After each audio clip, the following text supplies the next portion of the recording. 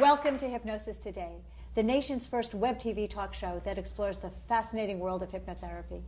My name is Lisa Mackenberg, and I'll be your host, covering a wide variety of subjects to help you understand the power of the subconscious mind and how it is being used today to help people achieve success, happiness, and prosperity. It is my pleasure to introduce my two very special guests. Well, my first guest is Gabrielle, let me make sure I get this right, Abital. And she is an honors grad of HMI College of Hypnotherapy. She also has been teaching English as a second language at Los Angeles Unified School System.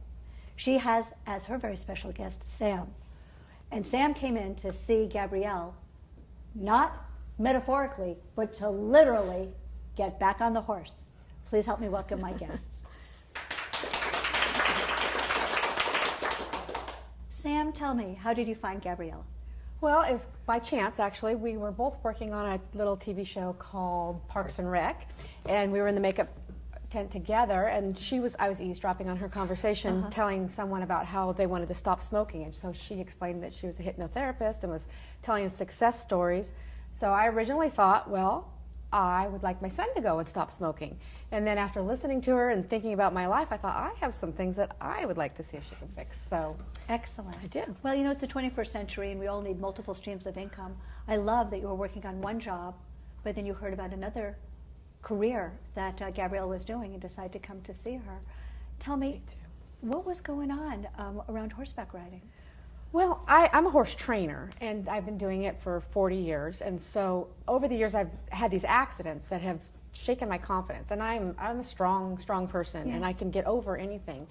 But I found myself when I would ride a horse for somebody, I would just have this fear that would overcome me, and I would shake and I would tremble. There was days when I was having to drive to go ride, and I'm crying knowing what's coming, that I have to do it. And I have to pretend like I've got it all under control because these people are counting on me. I have to look confident, but inside it was just consuming me, and it was getting worse and worse. Sounds like it was time for intervention. Yes. What kind of method did you use when you were working with Sam?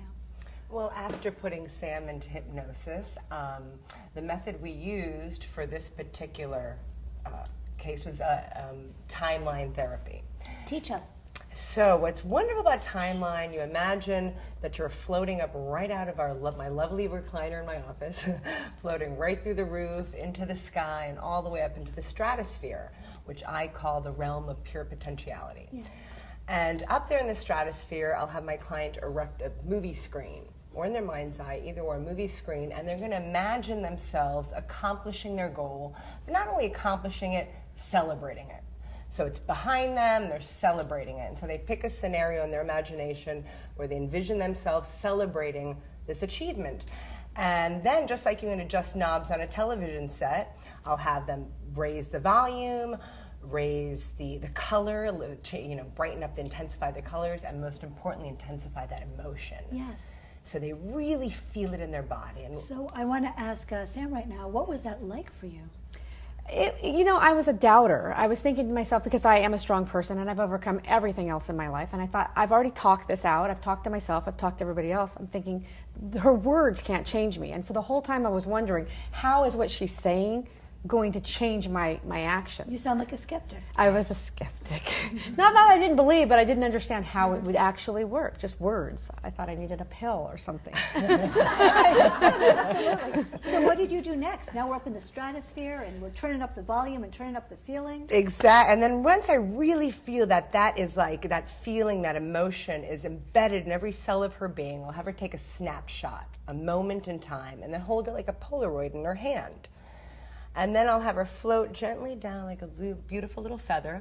But prior to that, she'll notice down below, it's like a lit up blue highway, and that represents the timeline of her life. And we will just, pick a date that seems realistic for her to achieve that goal. In hypnosis, her subconscious mind will come up with that date.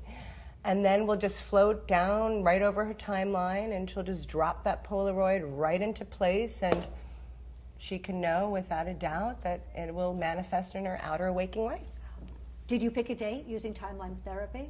I did. I did everything she said because I wanted it to work. But you hear this, like, how would you expect these metaphorical things to change my mind? But I did it, and instantly, as soon as I got home, huge difference. So what happened to the crying on the way to the clients? What happened to the shaking on the horse? Tell me about that. Well, I'll tell you, the biggest obstacle was I have a horse of my own. He's well past being started. He's very athletic, and I'm terrified of him. And I keep putting it off and putting it off because every time I get on him, he bucks. And he's the most athletic horse I've had. Yeah. So they can get you off. Now, I've never been bucked off, but the fear of it was enough. So I went right home, I got on him, and sure enough, he takes off, and he's jumping and bucking and doing all his, I call it cartwheels. And nothing, not a single emotion went through me at all. It was as if I was that 10-foot tall and bulletproof kid that I used to be, where I was invincible and could ride anything. Just gathered him back up, we went about our training, and every day I've gotten on him since. It's been the same. That's amazing, because don't tell anybody, Sam, but I am terrified of horses. Well, see? She's like a superwoman now. She's amazing. Can you imagine bucking on a horse and being fearless and having no apprehension? And you had no rapid heartbeat? No? Nothing. It was as if it was just driving my car or just everyday life. It was, and that's the way it had been several years before. This was kind of building over the years. Sure. But there was not, and I, of course, even then I'm going, this can't be real. This is just my mind overcoming it for today. Tomorrow is going to be different. This is going to wear off. Next week I'll probably have to go back.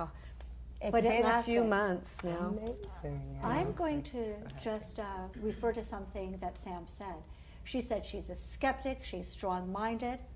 What did you do, Gabrielle, to convince Sam that she was really in an altered state? Well, what I like to do with my clients is issue a challenge. What do you mean? And so what that means is I'll have them either, they'll feel like their finger is stuck to their forehead, glued to their forehead by an industrial glue, and the more they try and pull their finger away from the face, the more stuck it becomes, the more difficult it becomes.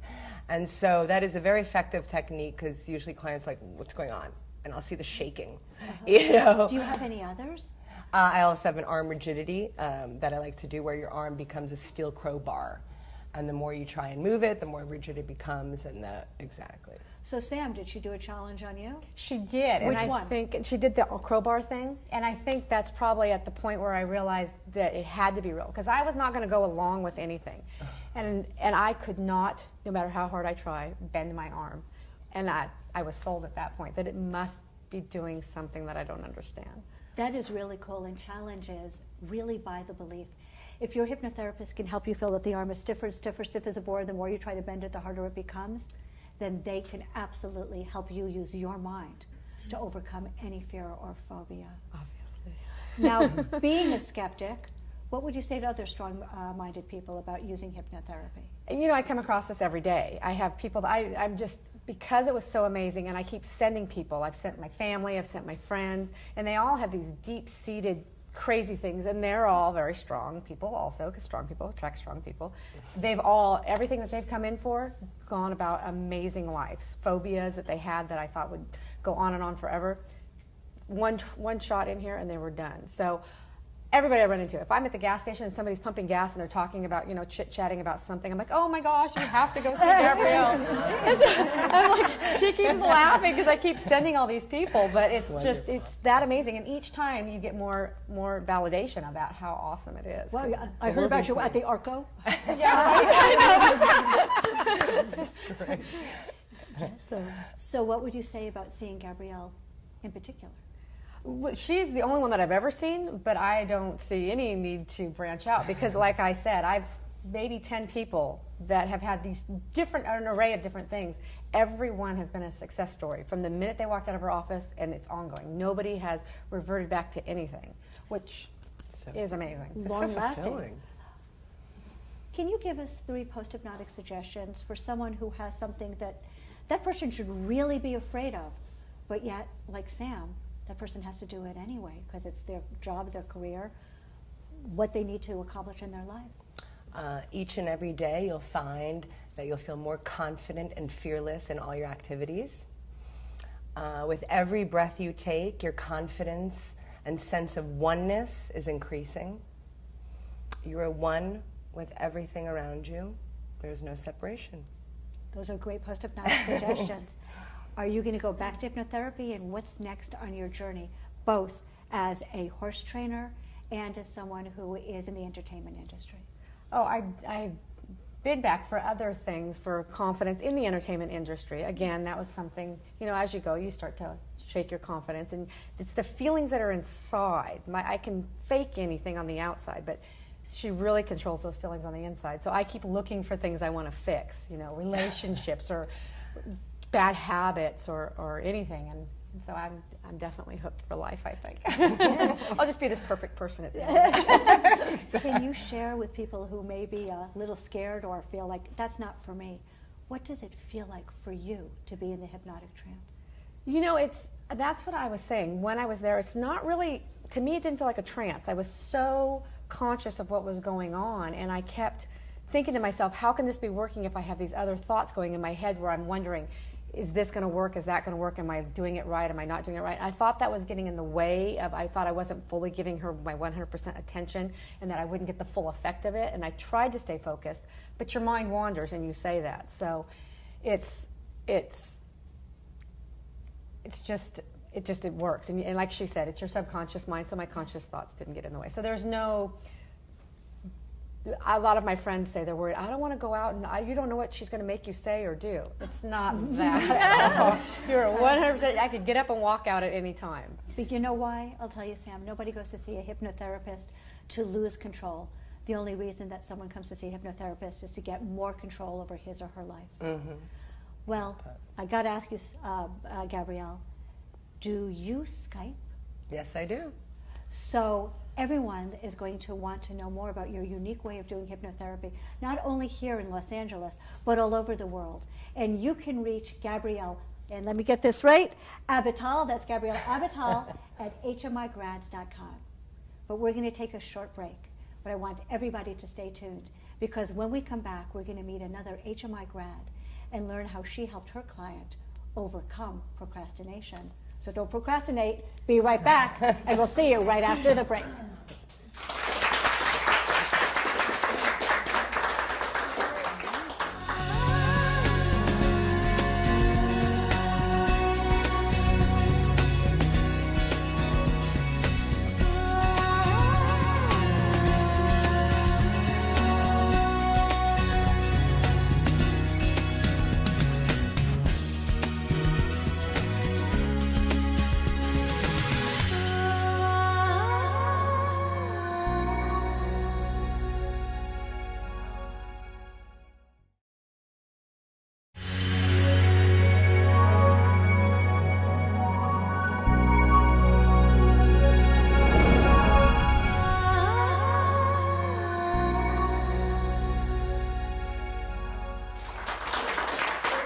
Welcome to Hypnosis Today, the nation's first web tent together, and I was eavesdropping on her conversation, telling someone about how they wanted to stop smoking, and so she explained that she was a hypnotherapist and was telling success stories.